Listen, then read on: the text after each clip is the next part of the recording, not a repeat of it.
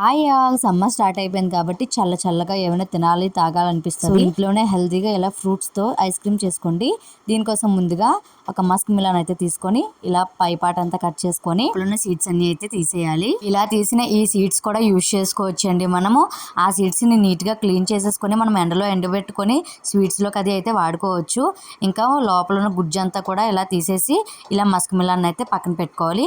ఇప్పుడు ఒక juice jar తీసుకొని ఈ పల్ప్ అంతా కూడా వేసుకొని మంచిగా బ్లెండ్ చేసుకొని ఒక బౌల్లోకి అయితే వేసేసుకోవాలండి. జ్యూస్ లో అయితే చేసుకోవాలి. ఇప్పుడు ఒక ప్యాన్ పెట్టుకొని స్టవ్ మీద 1/2 లీటర్ పాలు అయితే వేసుకొని కొద్దిగా మరిగాక కస్టర్డ్ పౌడర్ అయితే వేసుకొని కొద్దిగా పాలు వేసుకొని లమ్స్ లేకుండా బాగా కలుపుకొని ఈ మరిగిన పాలలో అయితే వేసేయాలి. వేసేసి బాగా కలుపుకోవాలి, ఉండలు కట్టకుండా అయితే ఇలా కలుపుతూ ఉండాలి. ఈ కన్సిస్టెన్సీ వచ్చిన తర్వాత మనం ఇందులో షుగర్ వేసుకొని అది కరిగాక స్టవ్ ఆఫ్ చేసి చల్లారిన తర్వాత జ్యూస్ లోకి అయితే ఇది కూడా కలిపేసుకొని బాగా కలుపుకోవాలి రెండు కూడా.